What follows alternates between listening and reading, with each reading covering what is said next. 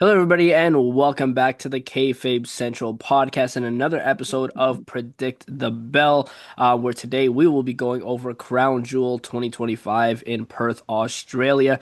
I'm your host, Josh. As always, joining me is Rule on Wrestling Hey guys. and Stu World Order. I'm going to do a sensible hello this time. Hello. So yeah, like I mentioned, we are going to be going over WWE Crown Jewel, the PLE happening this Saturday. For me, Saturday morning. And if you've listened to the podcast long enough, I was just telling everyone to do this. I hate mornings. Um, and I live on the East Coast, so I have to wake up very early Saturday morning, um, and cover Crown Jewel, and then tomorrow morning as well as Monday. So that's very fun.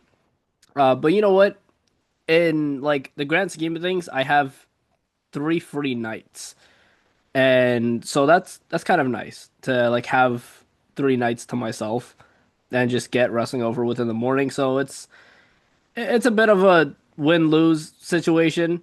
Um, Get wrestling over with. Get it over with. My goodness. um, yeah, because it is 5 days a week, sometimes 6 days a week when there's a PLE, with wrestling coverage. Because for those that don't know, I cover like everything from WWE, AEW, and TNA. Um, and I've been slacking this week. I didn't do my post show for Showdown and Title Tuesday, but whenever we decide to do the headlines, I don't know when we're going to. Um, Probably Sunday, if Ruins 2 are available. Um, I'll probably go over Showdown and Title Tuesday then. Um, but yeah, before we get into our Crown Jewel predictions, make sure you guys are subscribed to the channel, hit the notification bell so you're up to date with all the videos, podcasts, and interviews that come to the channel. If you're on Spotify, make sure you hit the follow button on Spotify.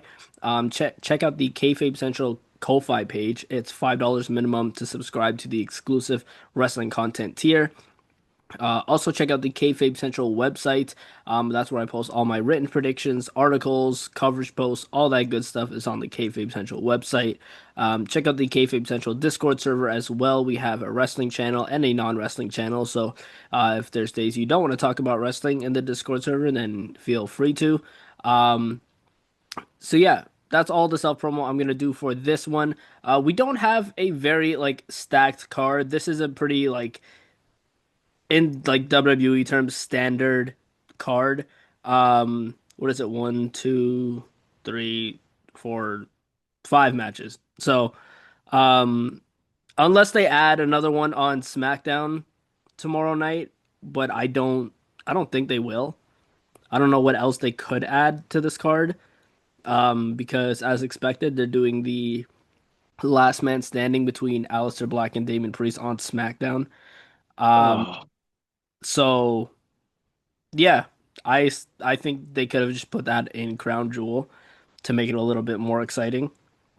Um, but yeah, let's get into some predictions. Just a disclaimer for everybody. I am in the process of eating because I have not eaten all day. So, whenever Rue and Stu are talking, I will probably be on mute until I finish eating. So, yeah, I um, reckon you mute us anyway, man, when we're talking. so yeah, that let's get straight into it.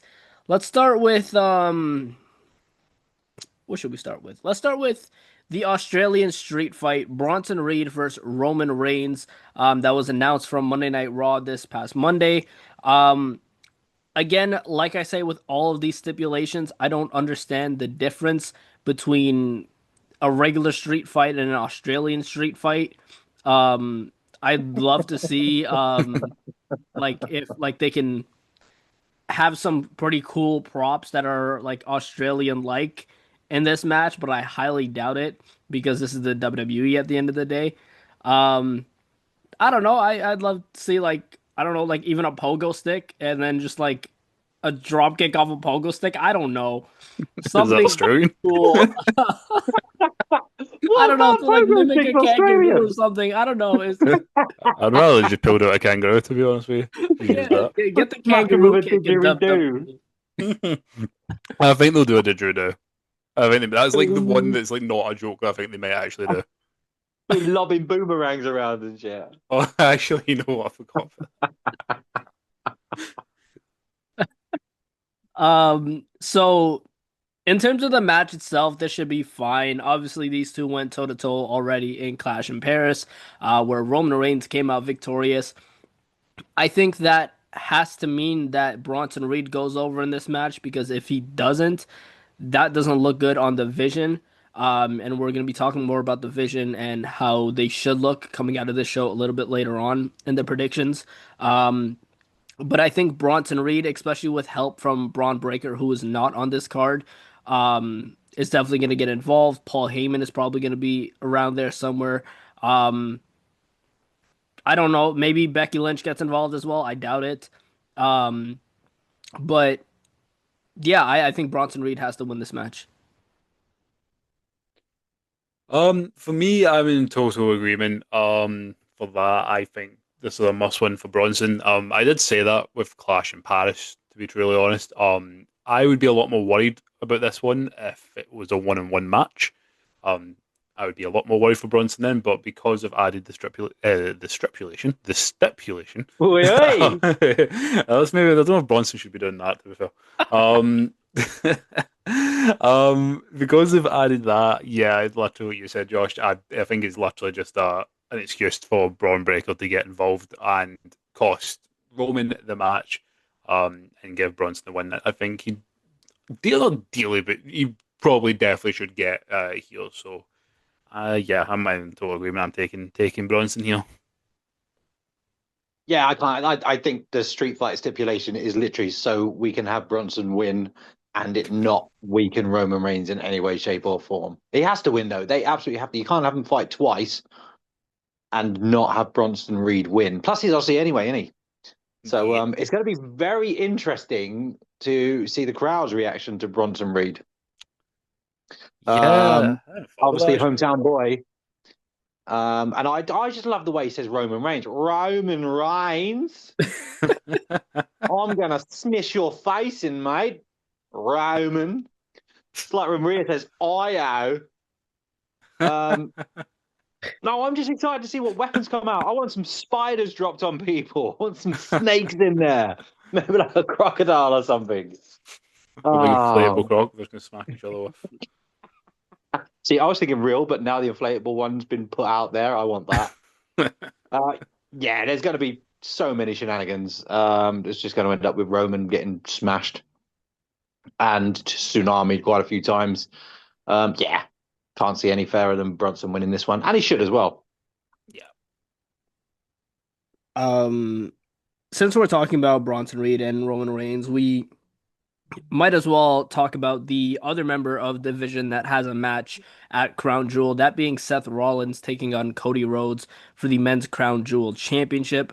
I talked about Bronson Reed needing the win against Roman Reigns. I think Seth Rollins needs it just as much, or maybe even more, to beat Cody Rhodes. Cody Rhodes can take a loss. He can take this loss, and I think with Bronson and Seth winning, that sets up War Games perfectly. And with this Seth and Cody match, there's a possibility you can have people like Drew McIntyre and maybe even Brock Lesnar get involved to set up that War Games match. And I think the Vision needs a clean sweep at Crown Jewel to go into Survivor Series with all the momentum in the world, with all the dominance in the world. Um, Seth Rollins winning that Crown Jewel championship that will solidify him as, the guy. Not to steal a catchphrase from Roman Reigns. But that would solidify him because he's been week after week like I need to win this match. And he honestly does.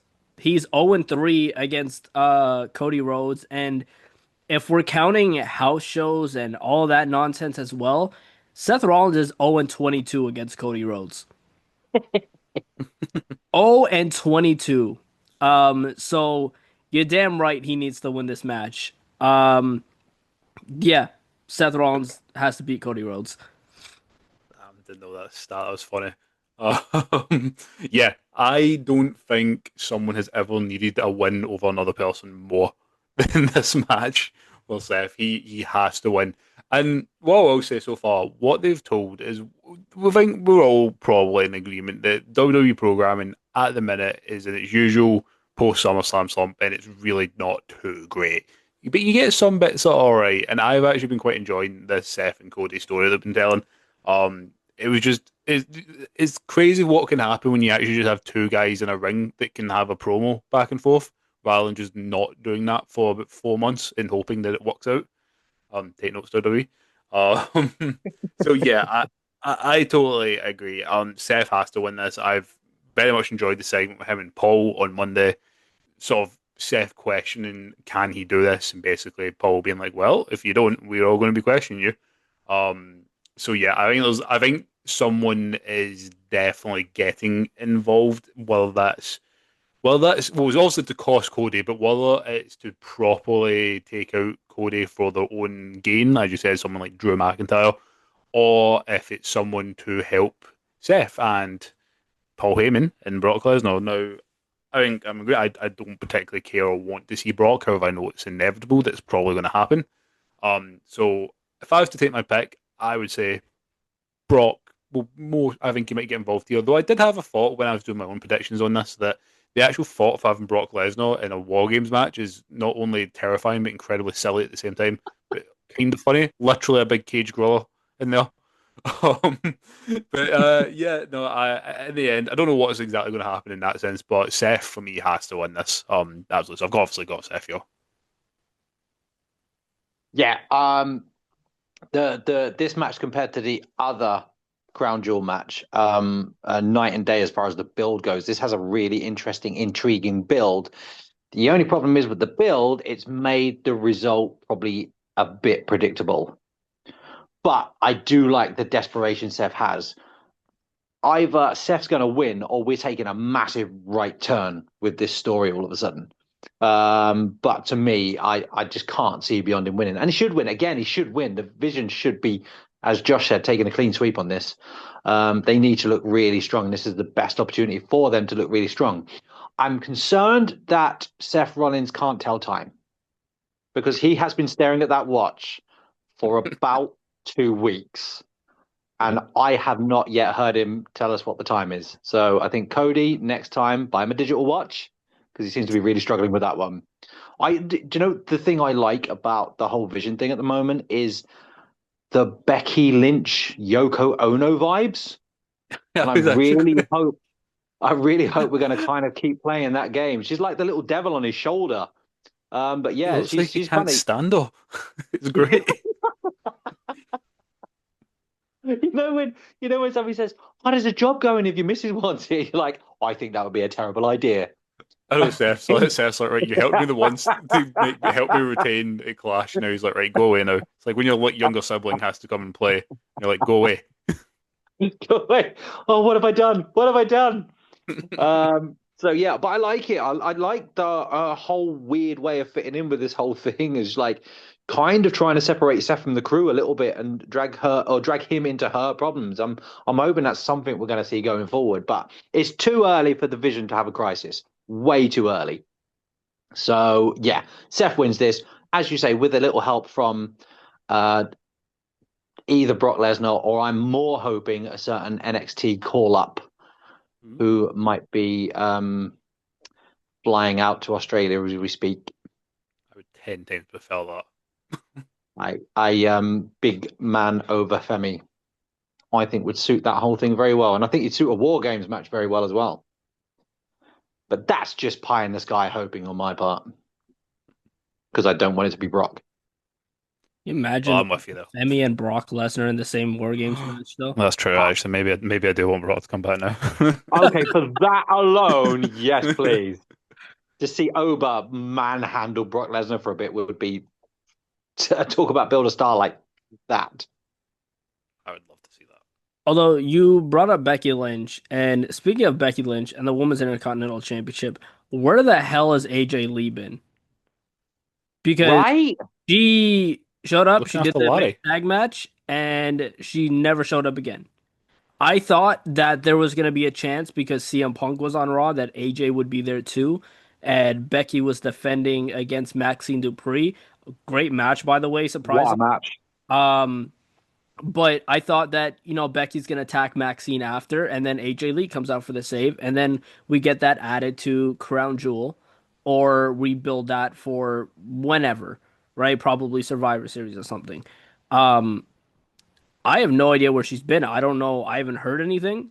I don't know if it's maybe like she's getting better in the ring before she goes into a title match. That could be it. I Um, think that's probably the case personally. yeah, because she was a little bit sloppy when she was in there, but like it wasn't terrible. But yeah, if you're going into a title match with Becky Lynch, the one of the greatest women's wrestlers of all time, it's not just her saying it, Sports Illustrated says it as well. No, they Um said it was Maxine, from what I heard. um yeah, you do got to get in the ring a little bit more. Um so yeah, that's probably the case.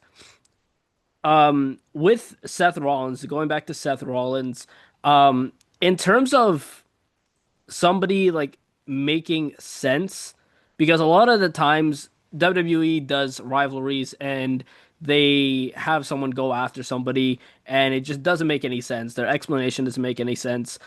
I think Seth Rollins, in terms of making sense and logic, is doing really well right now because He generally does. he made a fantastic point on Monday Night Raw with that vignette that they did, which I'm loving. I was loving those vignettes, by the way.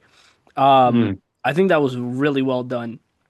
Um, but he brought up that he helped Cody Rhodes dethrone Roman Reigns after that reign of terror, only for Cody Rhodes to team up with Roman.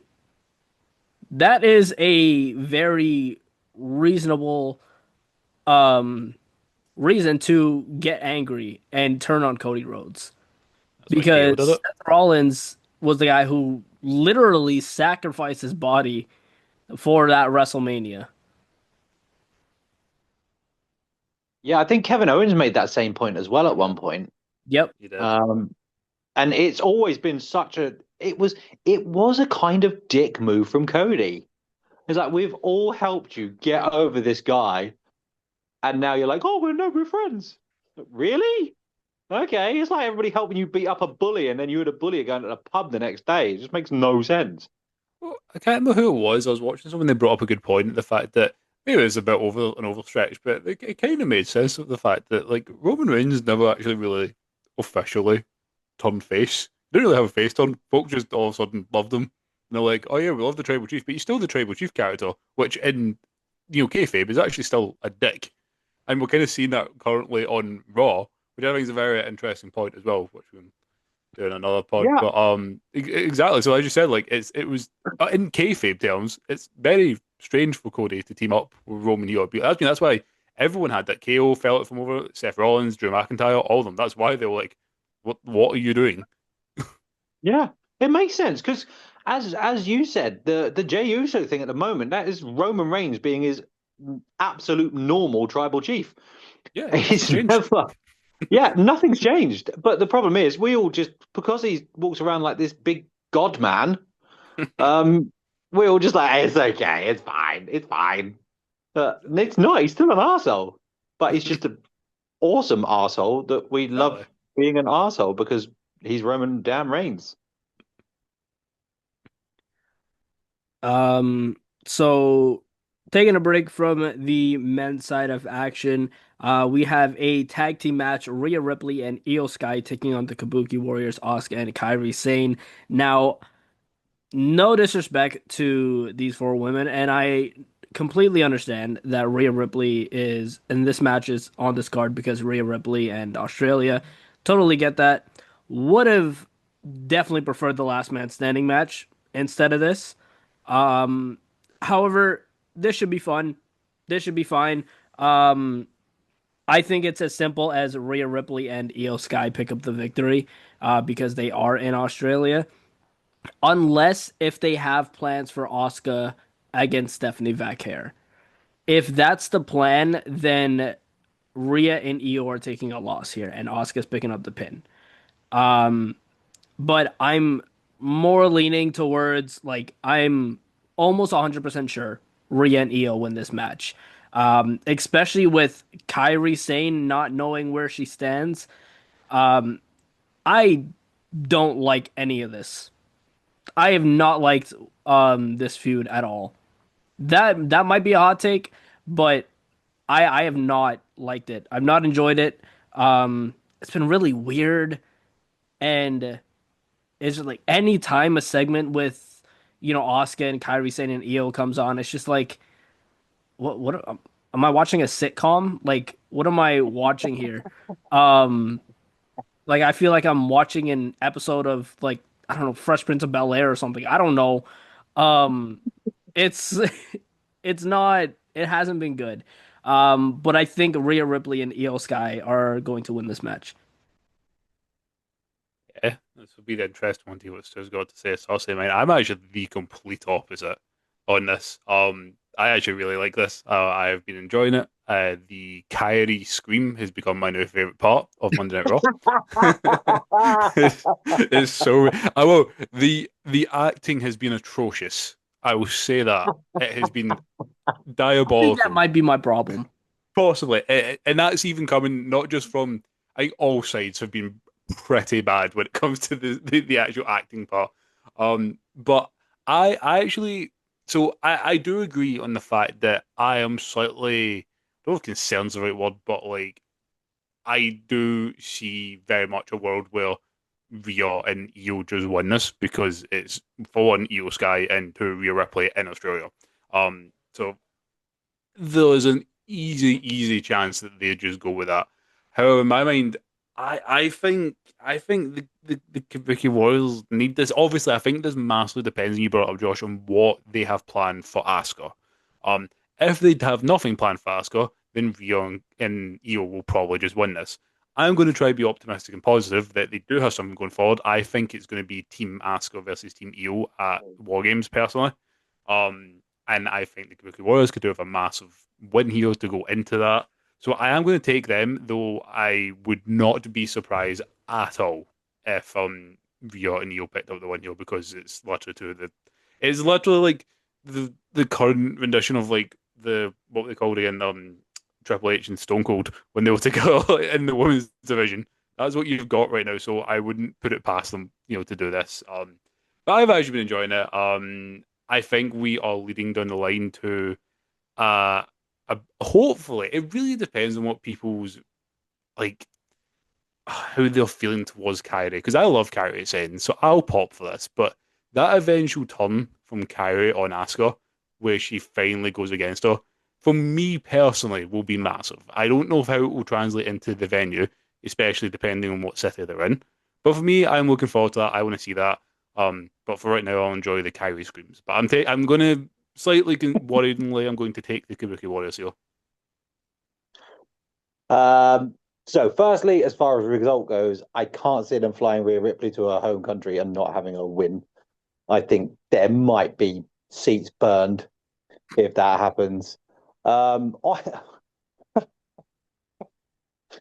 So there's two things that concern me about the whole storyline. First of all, the racist undertones.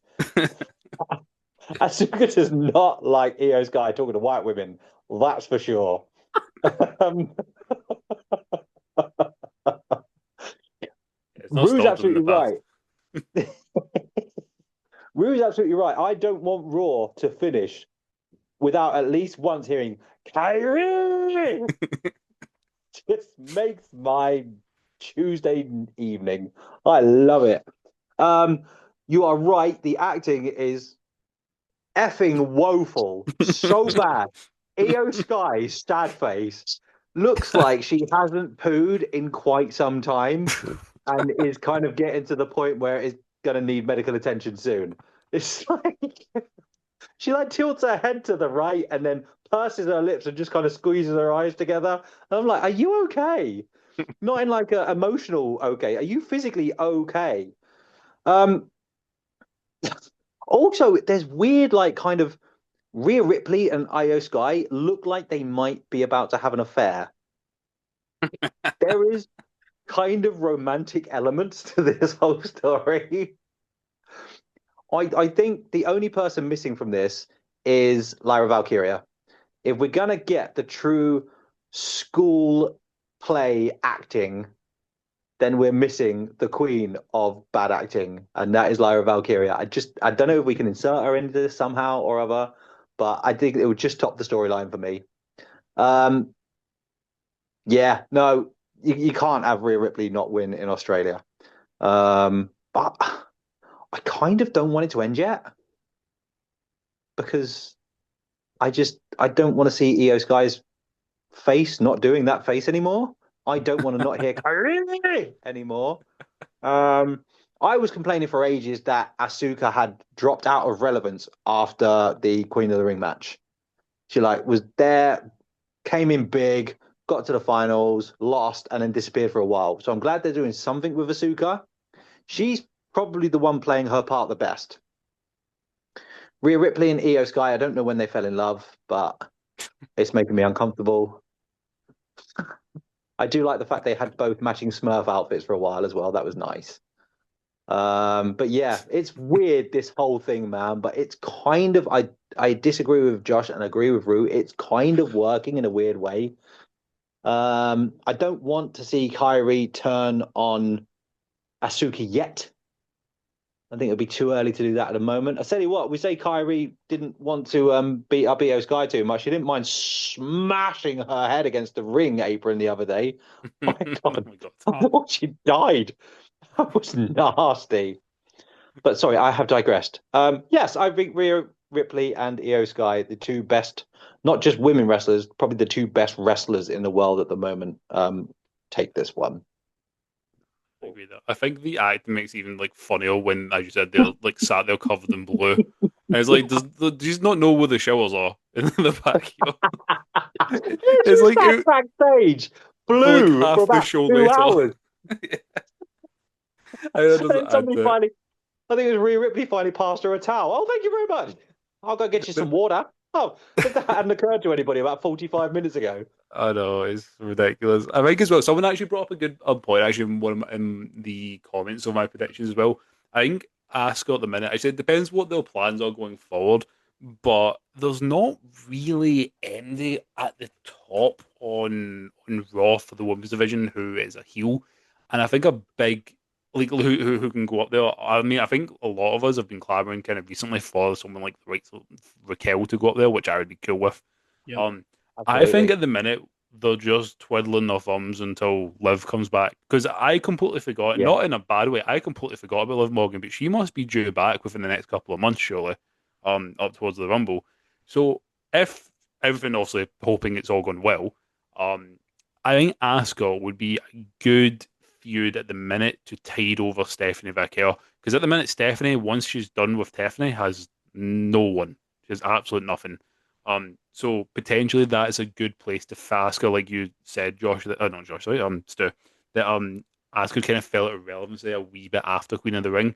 So maybe this is a good point because this is the thing. Asuka's an established vet in WWE. As much as she does take a lot of losses, she's been at the top of the mountain multiple times before. I'm sure she'll get there again at some point. It's not too harmful for her to go into that main event and lose. Not too much. Don't want it too much. But I think she's okay. Whereas as someone like Stephanie, this is literally, she's only won the belt last month. Yeah. So coming out of Crown Jewel, she needs something going forward. And I think in the title feud against Asuka as well will Yeah, Asuka doesn't very need the win on this at no, all to still head up to the main event. exactly. So I think that's a good place like going forward for them. But yeah, I just want to keep you on Kairi. I just love it. It seems to make Hey! it. Speaking of Stephanie Vaquer, she is also on the card. She is part of the Women's Crown Jewel Championship match. She's taking on Tiffany Stratton. This match should be good. They're both tremendous competitors. Um, Tiffany Stratton, I don't think needs this win. I think Stephanie needs it a lot more. She's the fresher champion. Um, and Tiffany Stratton's reign has been decent at best. Um, because she's only feuded with two people throughout the 10 months she has been champion. Three if you include Charlotte Flair. Um, But other than that, it's just been Nia Jax and Jade Cargill. I think Stephanie Vaquer will do perfectly fine with a win here. Um, and it gives her a lot more momentum. Like I said, she's fresher, she's more new. The crowd loves her, everybody loves her. Um, and I think Tiffany Stratton will be fine taking a loss here. Yeah, I don't really have too much more to say on that. I totally agree. I think Stephanie needs us a lot more than Tiffy.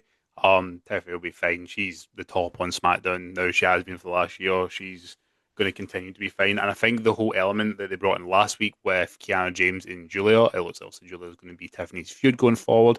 Maybe they try to get involved to help Tiffany and end up, I don't know, something like that. But in the end, I think Stephanie needs us. Again, I don't know what's getting their names mixed up there. I think Stephanie needs us way more than Tiffany, especially at the minute because she's not had a chance to do anything, Stephanie, just because of the timing with everything, obviously with the Naomi having to relinquish the title and all that. She's not had a chance at literally anything. This match tomorrow was her first one pretty much since Clash in Paris. So yeah, she's a big one here. So I've got Stephanie. Yeah, I agree with both of you. She definitely needs this win, just because she just hasn't had a chance to be featured as much as she should. For again, a great wrestler. We've got some great women wrestlers. My God, I mean, even on this card, we've got some amazing women wrestlers. But yeah, she's been really unlucky since her call up with the way things have fallen for her. She's got the title now, and she needs to win mainly because she came off a superb match against Io Sky. You can't have her beat Io Sky in a classic match and then have her lose the next one. It just makes no sense to me at all. Tiffy needs a gimmick change so badly. She is the most natural heel who's not a heel at the moment, and I think it's harming her greatly. They're really trying to stick with this babyface Tiffany, but she can go and be a dick and still be popular and still sell merch because she's over. But I don't think we need her walking out being the babyface all the time. Every now and again, she shows flashes of heel, and they're brilliant. Also, she's got in mad shape all of a sudden. Her workout routine gone insane. She's looking really, really well. Um, but that again, I digress. Yeah, Steph has to win this. I think this is much more needed for her to win it. I don't like the Tiffy Julia thing yet. I want to see Julia feud with the US title, which is what she has. I'd like to see her feud with some more mid card people. I know there's not a lot of choice on SmackDown at the moment, but yeah, Tiffy Julia doesn't excite me amazingly. Although it would be nice to see Julia get some relevancy. But yeah, no, Stephanie's got to take this one. Yeah, I think the issue like you brought up with Tiffy, and it's their own fault entirely, is the fact that they've just not built anyone up to be the top babyface on SmackDown. They No. tried it with Jade, and I think even they've realized because if they were going to put the title on Jade, they would have done it already. And I think Yeah. they've had the same realization that we've all kind of come to. It was very slowly. It was a slow burn, and particularly for myself, I was at the beginning of the year. I was like, "Oh yeah, Jade Cargill, yeah, she'll be a champion by the end of the year." Yeah, and I had my doubts, but I was like, "Yeah, she will be." But now I'm like, "Nope, absolutely not. Do not put that belt on her at all." And there's no one else because the next like baby faces they've got are either the tag women's tag champs or the just it's B-Fab and Michin. That, Ah, that's it. There's no one else. So they very much have done this to themselves, and they're just unwillingness to build anyone up. In that sense. But yeah, I totally agree. Like heel Tiffany is so much better there than is a babyface. there is a very good babyface who could challenge Tiffany for the title, and her name is Chelsea Green. Because the Good job. second she turns face, she's going to be so popular. She's already mega popular now with what she does. So that's certainly an option, I think. Yeah, I think though, like what is kind of weird actually that there's the complete unwillingness to want to build. I said even just try something new with Chelsea or have anyone in that. That's probably part of the reason as well. Actually, why I like. I mean, I'm not like massively into it, but why I'm like, oh, wait, last week when Julio came out, I was a bit like, oh, okay, finally someone that isn't Jade or Nia. So maybe I that's a get first, that. but that'll probably die off quite quickly. But yeah, I hope it doesn't. Yeah, I know. I hope not. Yeah, because Julia's amazing. In NXT, she Yeah. was insanely good. The other one, of course, is Sol Ruka. Yeah, But good again, point. tag. That's a I good don't point. know. Anyway, we've gone off on another tangent then. But yes, I take Stephanie. Yeah, it seems like Sol Ruka is pretty busy right now. She's holding two titles and going for a third at the moment with Zarya against Charlotte and Alexa. Um, I'm surprised they haven't announced that for tomorrow night's SmackDown, have they? No, I thought it was No, going to no. be on Crown Jewel originally, which was a big one, but no, there's nothing. I thought potentially Zario could even. I actually forgot they were even number one contenders because I actually thought Zario could potentially come out to challenge Becky Lynch maybe on Monday. I But thought yeah, you I were going to forgot say that. Sami Zayn. Sorry, why not? Yeah, I know. I've actually completely forgot they were the number one contenders. So yeah, no, they haven't announced it. Did you really think they were going to put three women's matches on Crown Jewel? Oh yeah, This is the oops, my bad. WWE. My bad. No, I would have thought it would have been on like SmackDown tomorrow. I said tomorrow night, tomorrow morning slash afternoon. I thought it would have been, but I don't think they've announced that as No, of I don't yet. think so. So, uh, No. I feel like that's a match that they should do. They shouldn't waste any time with it. Um, and plus, Sol Ruka's off the momentum of NXT Showdown, so why not do it on Friday? Um, but yeah, all in agreement that Stephanie wins this match. Uh, yeah, going back to the Julia point, I I don't have a problem with Julia and Tiffy feuding, but still, you brought up a good point. I have a problem with Julia still being the women's U.S. champion and not defending it because there's not a lot of people. But we've talked about this before. Across the WWE, across all three brands, you have the talent. Hell, you could bring Candice LeRae over to SmackDown and or she is on SmackDown. I was Yeah, gonna you say she she's on was. Smack. Candice LeRae's Yeah, on she's never SmackDown, here. and Where's you're her not using DIY her. gone? You could. Oh, I God. wouldn't mind a Candice LeRae versus Julia match. Yeah, I'm I down would for be down that. for that. I think actually someone Stu brought up. Actually, I think we've just kind of turned this into a SmackDown podcast. But sorry. I think Lyra needs to go to SmackDown, and Lyra would do well over there. 100%. Yeah. Yeah.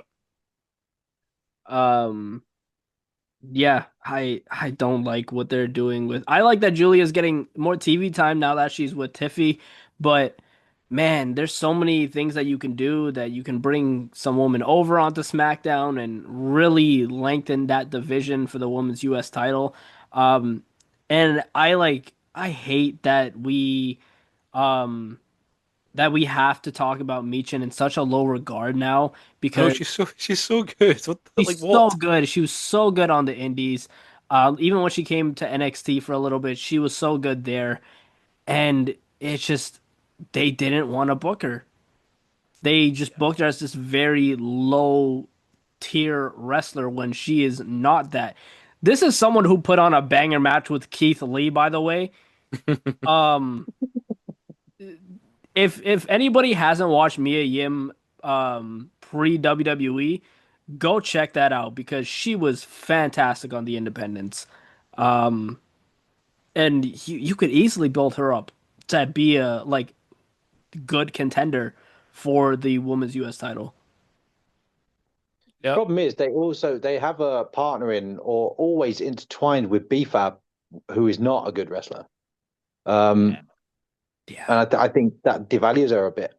She's better than that, but everything she does because there's such a small selection of women on SmackDown. The SmackDown women's division is trash. Let's be honest, it's trash. You've got Tiffy rightly at the top, Julia making her way. Nia Jackson, Jade Cargill have failed so many times now. They've sort of just booked them out of life. Um, it needs a massive change up there. Don't worry. Kiana James is here to save it. Yeah, I She really makes her like debut. Kiana James. I know. I wasn't even saying that in a fairly ironic way. I actually really enjoying what they're doing with Kiana James.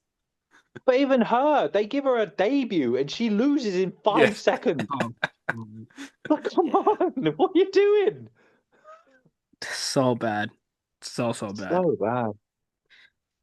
But let's move on to the last match that we have to talk about for Crown Jewel. That being the match that so many fans clamored for. That being AJ Styles versus John Cena.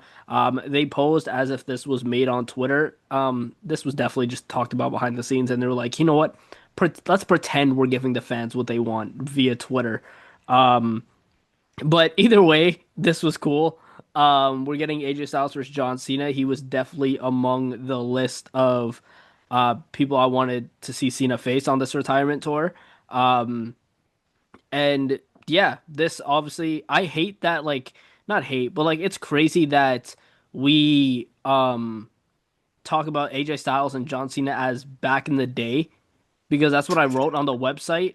And I'm like, oh my goodness. Like back in the day, because this happened in 2016, 2017. I'm like, oh my goodness. Um, by the way, to the kid that I still owe money from the Royal Rumble match, I'm sorry. I was still not happy about that outcome at the Royal Rumble. But this You ain't outcome, seeing I'm it, not. kid.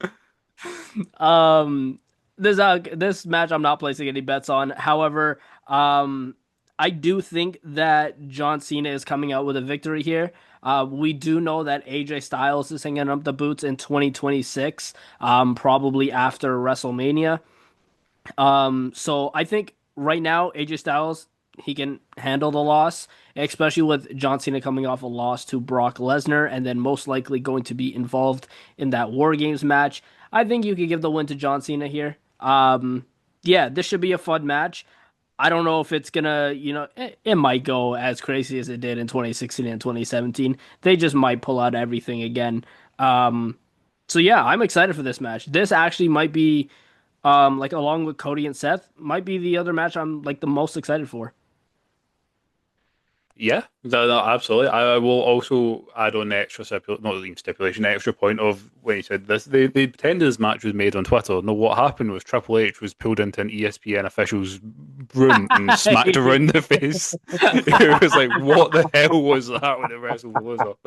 Um, He got a that, spanking after that, I tell you. he did, and they went, oh well. I guess we better we better book AJ Styles versus John Cena. Yeah, no, I'm very much looking forward to this match. I was saying I'm going to take the Kenny Omega and Okada match from All In kind of route here, and the fact that yes, it will be very very good. I think just temper expectations a little bit. It's not going to be 2016. The guy's almost 10 years older, which, as you said, Josh, is disgusting to say. When we say that, I finished high school and started university in 2016. That's like that Oh, makes me feel God. horrible. I He know was in grade 7. it's horrible. All right. It's a horrible thought process. But yeah, no, I totally agree. They need to right their wrongs from WrestlePalooza. Just completely just scrap it from the history books. We need to build John Cena back up. I think John Cena's picking up the win here. I think it'll be a very fun match because that's the one thing. Whilst because in typical, the typical IWC going mental about it, and the fact that like the John Cena heel turn and the whole thing, booking wise, pretty damn questionable. But see, like the actual matches, bar a couple of very bad duds, obviously the Mario match with Cody, then that definitely that Brock match. Most of it's actually like I thought, if from an in-ring point of view, has been quite enjoyable. And like dare say, actually quite good. So I think particularly going up alongside AJ Styles, you can still well go. Like yes, the guy is 10 years older, he still can move like he's 10 years ago. It's kind of crazy and slightly disgusting. I think it'll be a fun match. I'm looking forward to it. In the end, yes, I think it will be John Cena. Plus, this will be John Cena's 100th win. It will tie them 2 for 2 in their series of matches. I don't have much to say. Just it'll be really, really good to see. Looking forward to it. I hope the crowd are very hot for it. I'm sure they will be. But yeah, Yeah, the crowd, they'll have no problem with the crowd on this one. We all know John's going out the door, so everybody's reacting to him exactly as they should be when he's got, what, 4 appearances left after that? I have a slight beef with the appearances thing. Like it could have done with a little more build. It's still going to be brilliant, and everybody's still into it. But it could have just done with a little more build. So I don't understand why we need the. You have 5 appearances left. Why aren't we just saying you have Saturday Night Main Event as your last show? So let's just do what we need to do until then. I know it's obviously contractually, but I mean, it's not harming John Cena to travel somewhere, walk out, give a promo, and leave. It's not like damaging his health or anything like that. It is what it is. It's 5 appearances and done. Fine. It's sad that it has to be like that rather than because we kind of know when those 5 appearances are going to be as well. So we're not going to get any surprise John Cena turn up here and there. But so yeah, that's sad that we couldn't just got a little bit of build between the two of them beforehand. I hate they're trying to take credit like, yeah, we gave the crowd what they want. No, you didn't. As Ruth said, you got a good old smack bottom, and you thought, who can work well with John Cena? Who the crowd will like? I know, AJ Styles. The match will be good. AJ Styles can move better than most 20-year-olds. As you said, it is disgusting. It's almost as disgusting as his haircut. So yeah, no, it'll be a good match. I'm so different to everybody else as far as John Cena's his whole retirement run's gone. Everybody's looking at it as a whole, but if you look at it, it's had some amazing moments in it. Yeah. So we just remember the moments. I think it's been fine. His matches recently have been really good as well, barring Brock Lesnar, but God. But yeah, from the first R-Truth match onwards, it's been great. Match-wise, it's been great. So yeah, you gotta have John Cena win here. AJ doesn't need the win. John Cena, after the Brock Lesnar debacle tragedy, needs the win. I think that after this match, we could be getting on a Monday Night Raw Dominic Mysterio and John Cena. Yes. Because Dom mentioned to AJ like you couldn't even beat me. What makes you think you could beat John Cena? Which I mean, in reality, is a fair point. But um, I could see this being a case where John Cena beats AJ, and then on Raw, because is Cena set to appear on this Monday Night Raw? There is a Raw. I There's don't know. definitely a Raw. I don't know what one it is. I'll pick them up if you want. Either way, whenever Cena's next Raw appearance is, whether it be this coming Monday or the next or the following, I can see Dom going up to AJ, be like, "Ha, you're gonna beat John Cena," and AJ's like, "Well, John's here next week. I'd like to see you try." And Dom actually accepts that challenge and puts his IC title on the line against Cena. I think And so then as well. Just having a look here, yeah, the 10th and the 17th of November, so a couple more, another month actually, pretty much. Until Wow. that's literally just in. That's it. yeah, Yeah, Wow. just the that's two of it. them. And he said, I think one's going to be Dom. Obviously, there's all the rumors they're going to be having this tournament, which by the sounds of things is good for will be potentially winning. I've heard this guy get chucked around a lot for one of these Raw appearances, The Miz potentially getting chucked in Oh, there. that would So be great. Honestly, yeah, I've that heard The actually be Miz getting great. chucked in there. Yeah, I've got no problem Definitely. with that. To be fair. Yeah, so I don't know. We've got one. We're missing. Well, before so I'll be 3 people. We're missing one more. God, it'll be Brock. Yeah, sadly it will. So Gunther's going to be the Intercontinental Champion soon, so that'll be fun. Ooh, I've never actually thought of it that way. Unless they do it for non. I thought actually, yeah, that's a good point. I don't even know how they're gonna. Maybe they just don't do Cena as the IC champion then, like, because that's the thing. I can totally see Cena being like, it doesn't bother me one bit. Like, you just Oh know yeah, that not that it doesn't matter to him, but I just don't think he's like, for instance, if it was against Dom, I think Cena would rather put Dom over than him win it. I think we Um, all would. I think so. So like, yeah, I don't. Yeah, it's a weird. I honestly don't know what they'll do with that whole kind of, becoming the Grand Slam champion because I just don't think he cares, and not in a disrespectful way. He's John Cena. Like the Undertaker was never. Oh, actually no, I shouldn't say the Undertaker wins too. Um, he was never. He was never a Grand Slam champion. But you know what I mean. Like I He don't think didn't he's deserve that. to be either. Um, I just want Dom to keep winning, and each week he just becomes a bigger piece of shit. Like if he beats John Cena, oh my goodness, we're not gonna hear the end of it, and I would love it. This is Especially if he why did I it in such kind a of sleazy way. yeah, exactly, like Rusev style. This is kind of why I wanted Dom to be his last opponent. John Cena has the opportunity in his last match to win the IC title. Dom cheats him out of it and becomes the biggest piece of shit in the universe. See, now you've said I that, I find retired that John Cena. that's like bigger almost than just someone beating John Cena. Not just beating John Cena and like cleaning and having the handshake, but like taking away that IC title from Cena on his final. That's it. He's done now. You'll never see it again. Literally. Um, It I kind writes of, itself. I kind of, I say, okay, I really want that. I Yeah, really want that now. it creates a nuclear heel. Oh yeah, So much. Just yeah, it just to be fair, if you want to create a star walking out the door, that's how you do it. absolutely. I unfortunately think that the route that they're gonna take instead is Dominic Mysterio eventually turning babyface because Oh that crowd every single week is behind him. I don't even think they boo him anymore. no.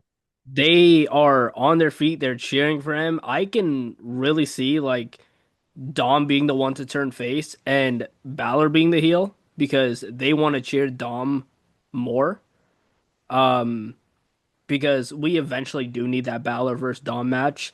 Um, which is why I think that if Dom does defend against Cena, he's winning.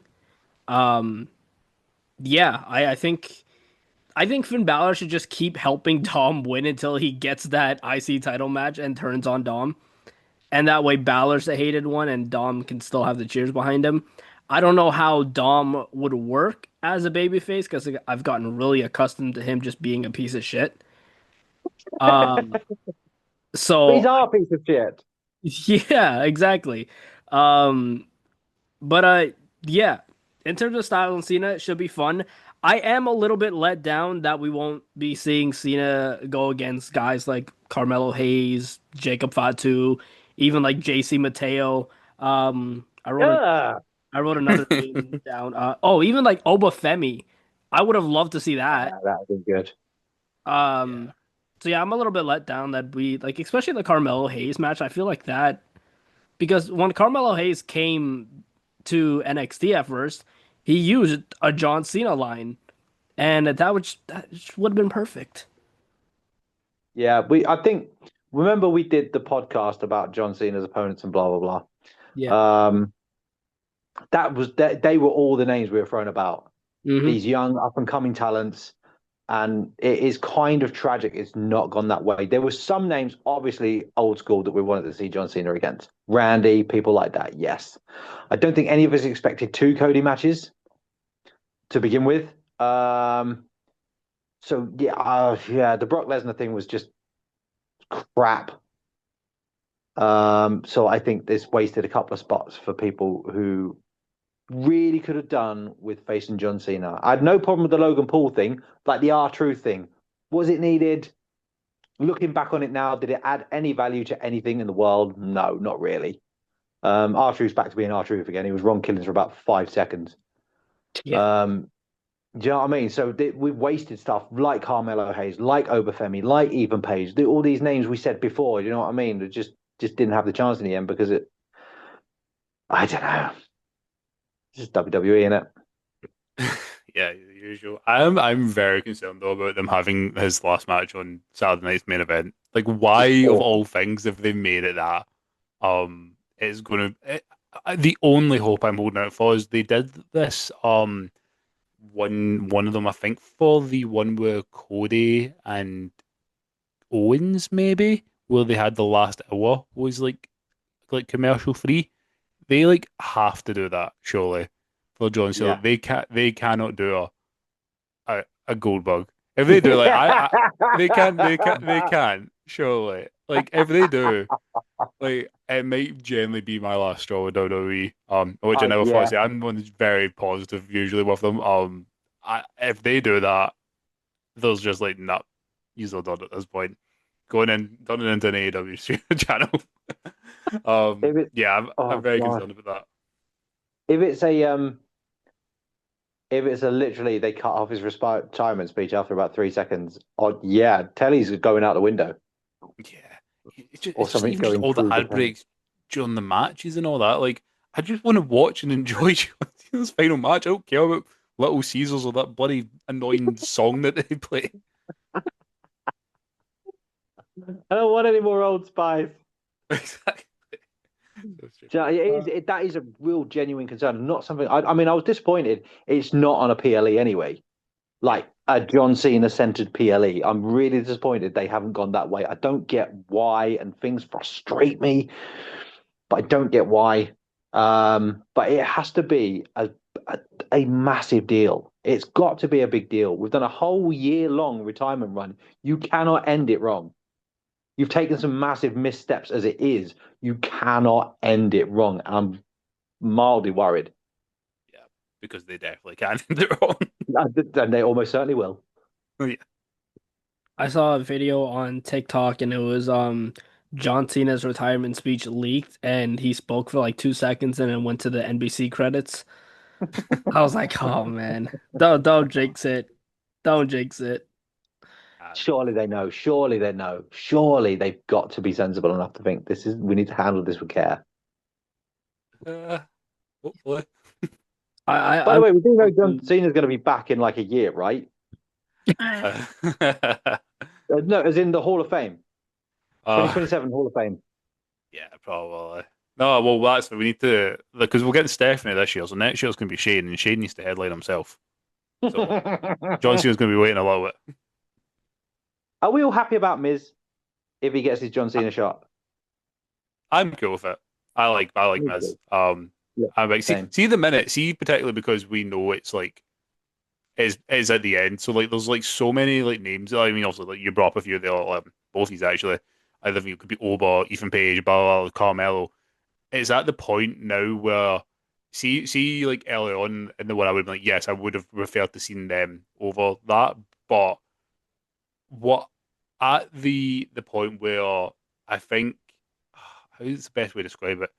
Nostalgia means more maybe now, if that makes sense, because it's the end and we know we're not going to be getting all these crazy matches. So I'm like, you know what? One last and kind of crossover between him and the Miz.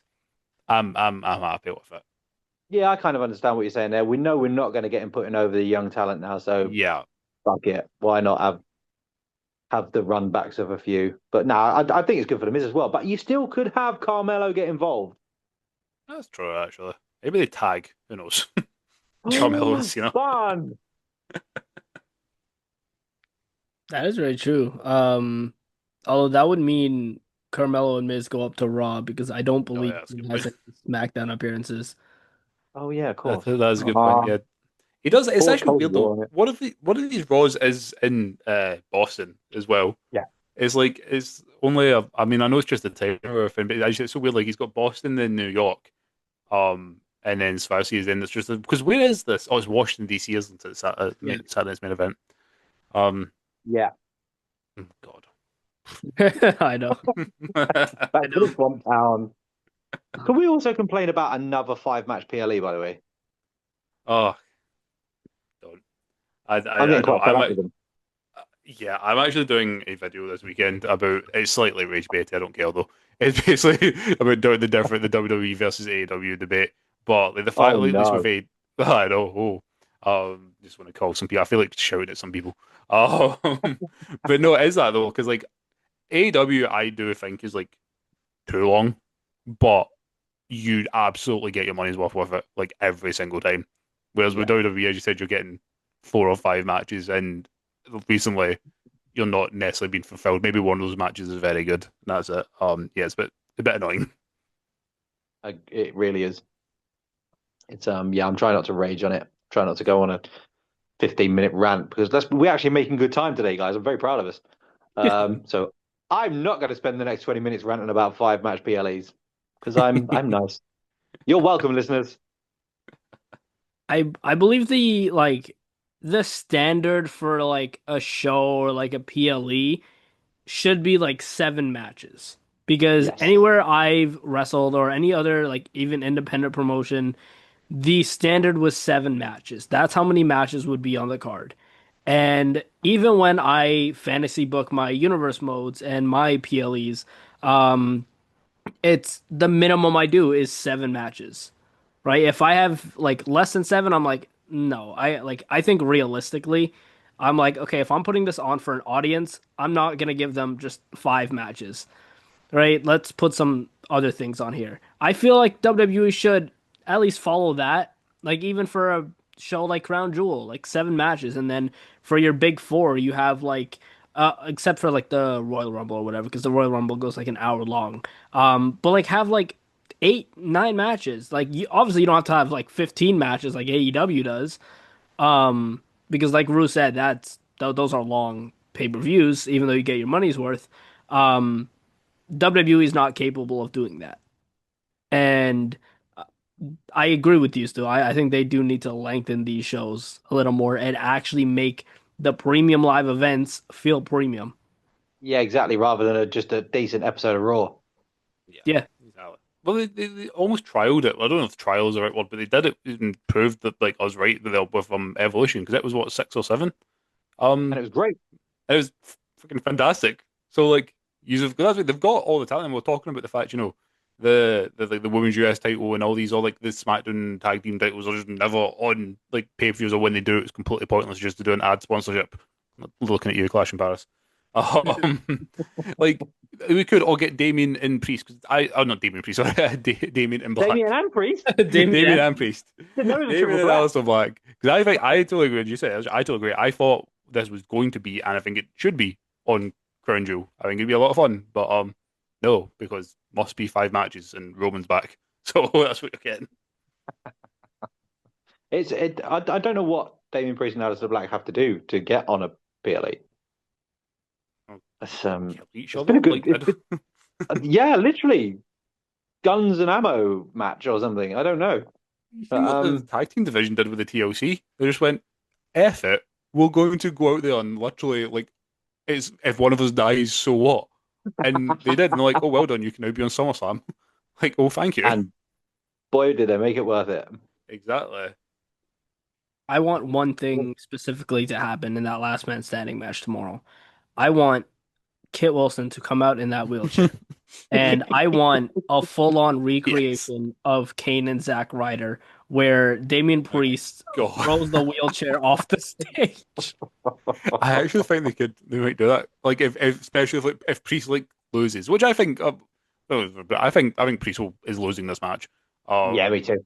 yeah, so to be fair, I don't think you're crazy for saying that. It genuinely could happen. Like at the end, he's fuming. Kit Wilson comes out and he's like, "I told you it's this toxic masculinity." And the crowd are there being horrible and chanting for Damien Priest to kill the man, and then he does. How good value has Kit Wilson been since he started this Oh, though? it's amazing. So good. This is how a man, if you put your mind to it, you can get over in a minute and a half. It's so ridiculous, but so I good. also I actually disagree with you guys on the match result, by the way, between Black and Priest. I actually think Priest is going to come out with the victory in that last man standing match. Because Alistair won that first match, I think that they're going to do the typical WWE thing where they just split it. 50-50. Because it's WWE and Alistair Black at the end of the day, and I think that they're just gonna go with Priest winning. I I've mean, I got no would, problem with that yeah, as long as there's a third. yeah. As you get blow off, and maybe on a pay-per-view for once.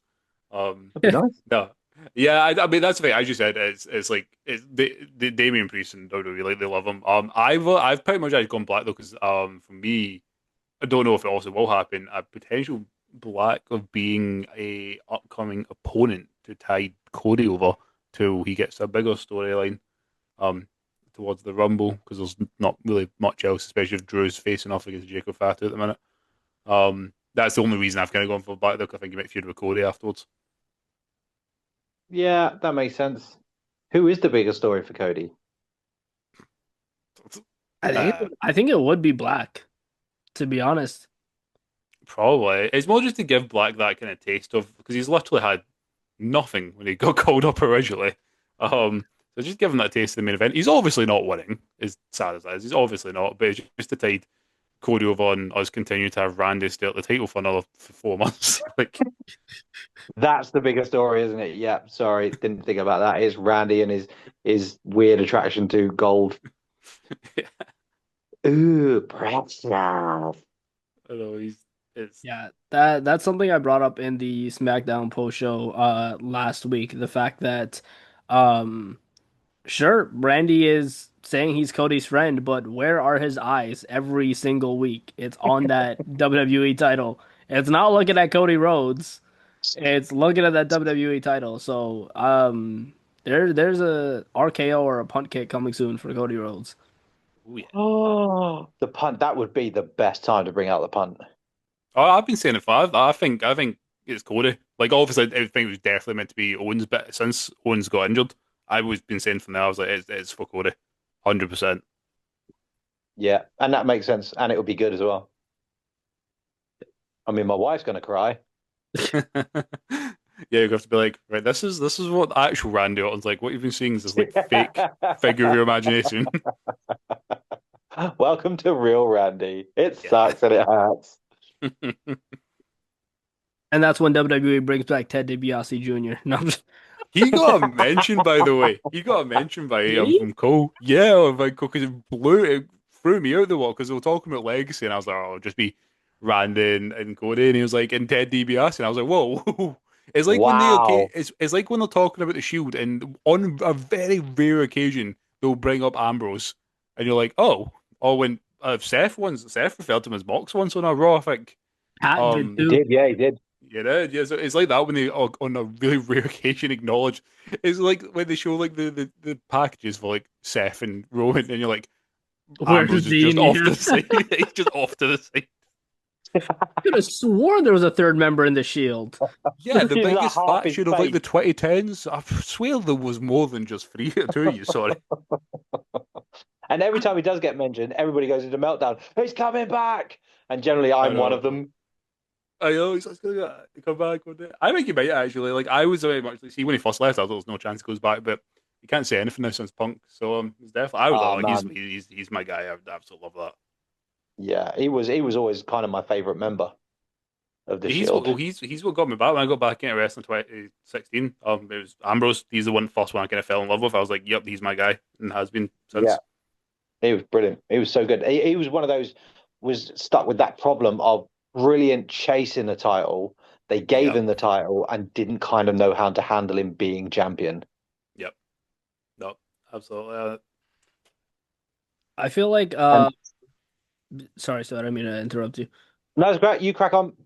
I feel like because I actually don't know how much longer Moxley has on his contract, but I think he has a couple more years of doing these ridiculous like death matches and ridiculous spots, and then God.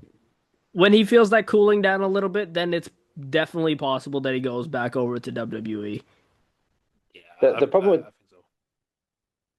so. that is I don't want it to be at the wrong time. Yeah.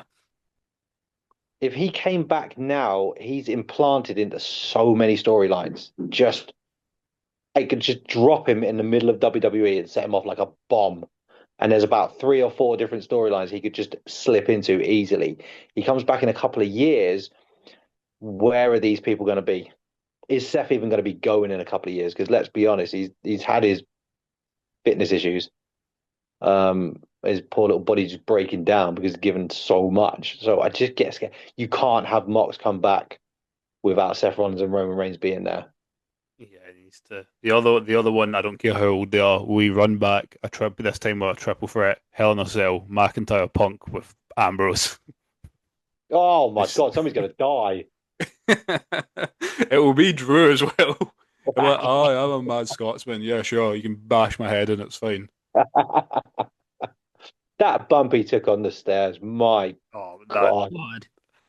like It's funny, like we've seen Darby do the crazy things in AEW, like we did the one off the top of the ladder for the pane of glass, which is ridiculous. That one for Drew, and you can't even really like fully explain it, is probably the most I've like winced looking at like a spot. Just you could just feel the pain. It's funny when you see Yeah, his interviews about it as well. He was like, "This was like a one-off. Like they really did not want him to do that spot," and he was like, "It'll be cool. I'll do it." And he did the spot, and he was like, "Fuck, I'm not doing that again." I'm not going to Disneyland.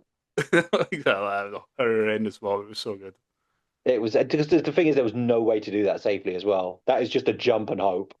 It's like, I hope I don't like come out this paralyzed. Let's see what happens.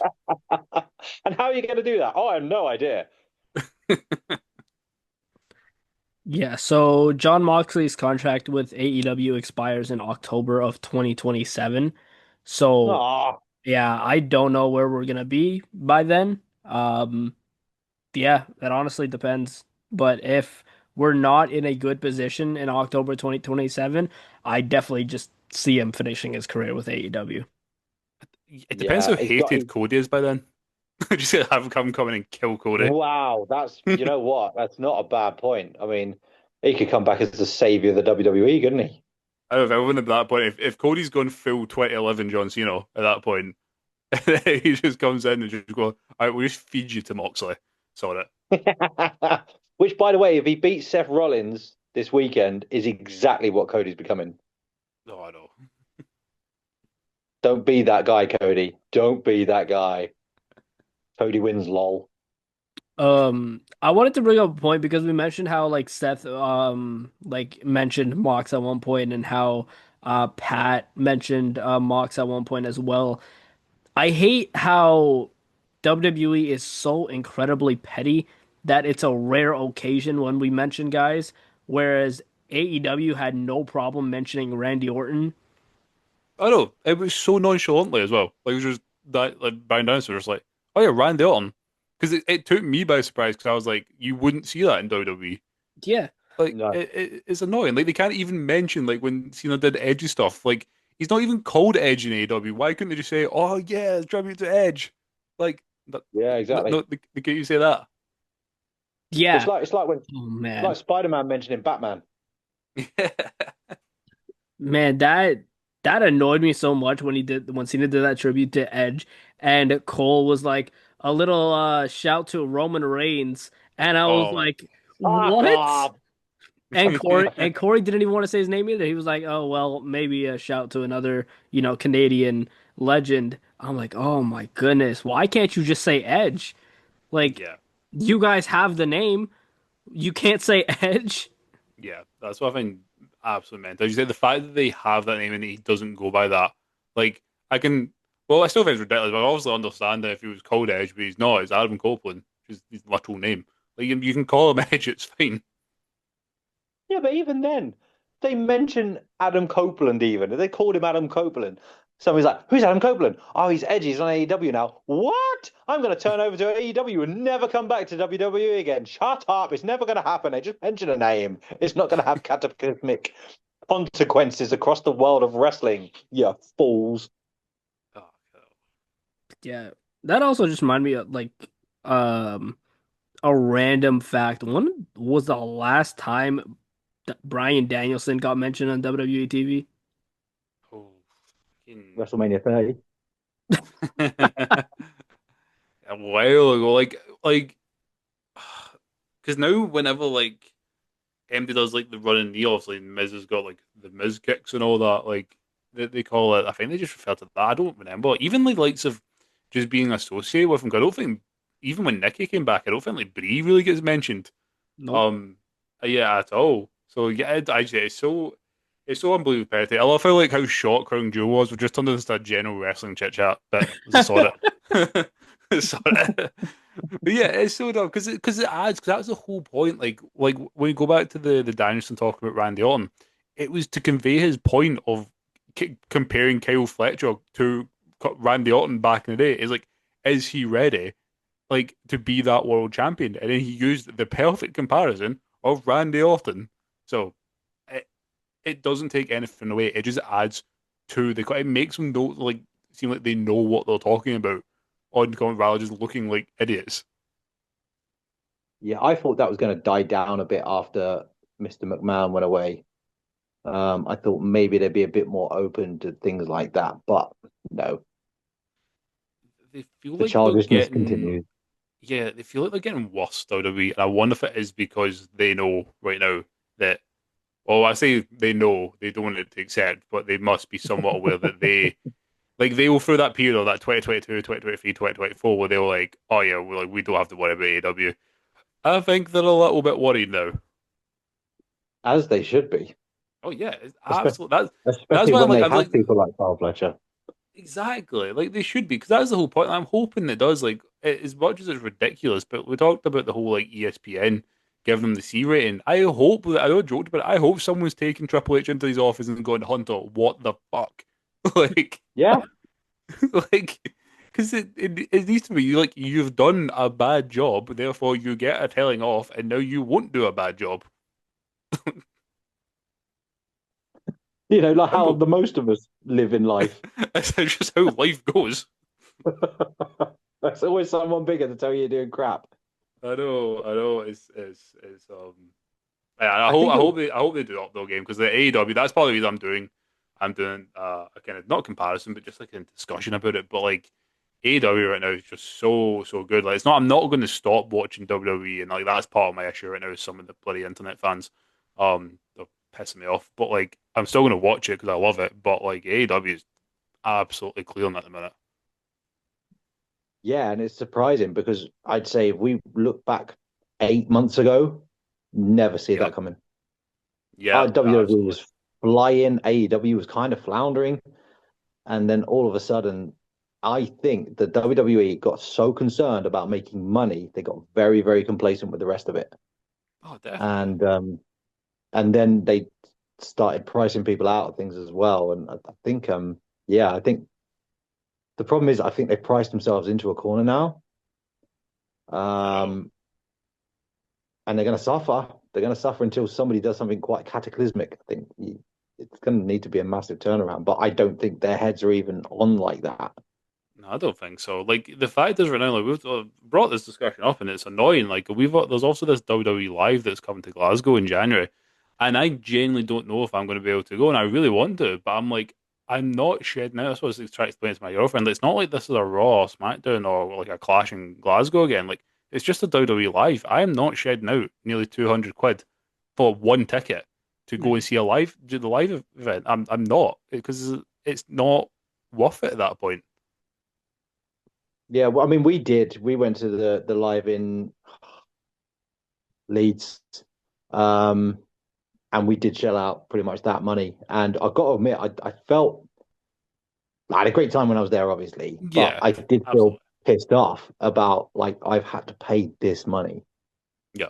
Well, And I did begrudge it. it's mental. Like because I'm annoyed now that I didn't go to this one, but I had a quick look at the general ticket prices for Dynamite in Glasgow when it was here in August. I think it was only about 60 quid for a ticket. Which is Really, still, yeah, it was only about 60, 70 quid for a ticket to go and see a Dynamite, which is an actual same televised length show. of time, and you're getting much better for your money. Yeah, it's crazy that mental, absolutely mental. Yeah. But they have to suffer to change. I think. Yeah. Yeah. My mom brought up the fact that WWE is doing their holiday tour in Toronto like they do every year, just 2 days before my birthday, or like I think it's a few days before my birthday. I don't know if it's 2 days. Um, but and she's like, "Do you want to go?" I'm like, "Yeah, you're paying." Like, that's because yeah, I. Like you usually she does anyway, like it's because of my mom I can go to all these events, so shout out to her. But Hi, uh Jesse's mummy.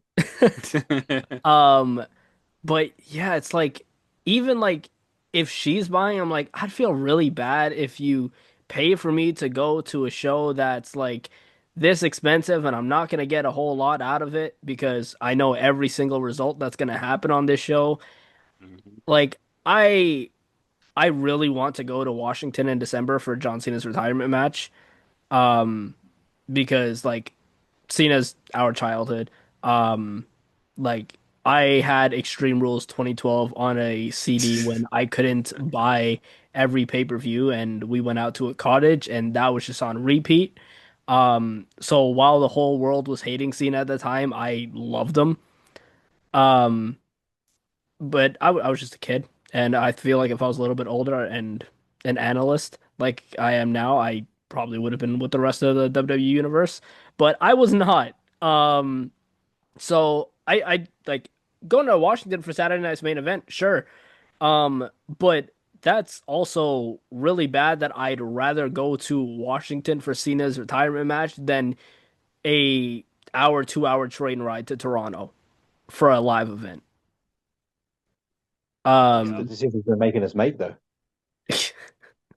yeah, Yeah, yeah, and the issue is, like your sister, nothing's going to change though because people are always going to be able to afford these tickets, and that's the thing that sucks. And it's changing from the average person who's being able to like. So the WWE are going to change because they're going to sell the ticket prices because folk are going to keep buying them. They are.